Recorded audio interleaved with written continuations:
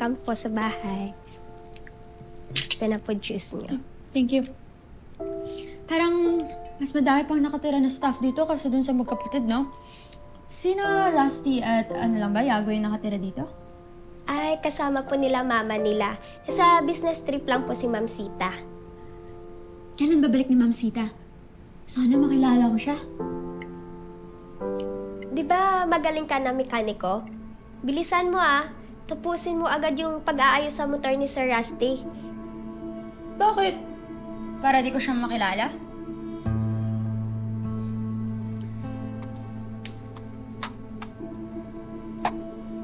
Natakot naman.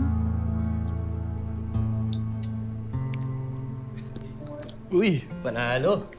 Ano, gawa to ni Ate Vivian? Wait! Ikaw pinahamak mo ako. Hinayaan mo kong isipin na si Rusty yung dahilan sa pagka-aksidente ni Liza. Eh, hindi naman pala. Nagbuka pa tuloy akong chismosa. Ganun ba? Wala, di ko rin talaga alam kung anong totoong nangyari. Si Kuya Rusty kasi, di naman niya nagkwento sa akin. Kaya, ayoko na rin usisain. Dalawa na nga lang kami. Di pa kami close. Ba't naman?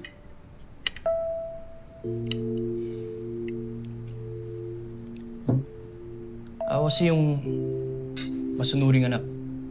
Straight A's lagi sa school. Hindi gumagala, hindi bumabarkada, walang girlfriend. Hindi sakit sa ulo. Kaya ako yung favorite ni Dad. On his deathbed, he called me his favorite. Sa harapan ni Kuya Rusty. Don't worry. Siya naman favorite ni Mami. Same kasi silang business-minded. Kahit dun kay Liza, botong-boto si Mami dun. Nung bumili ng motor si Kuya Rusty, siyempre, sabi ko, pabili rin ako. Sabi ko, huhulugan ko. Magsa-summer job ako, sige. Tapos alam mo yung ending? Yung binili sa akin e-bike.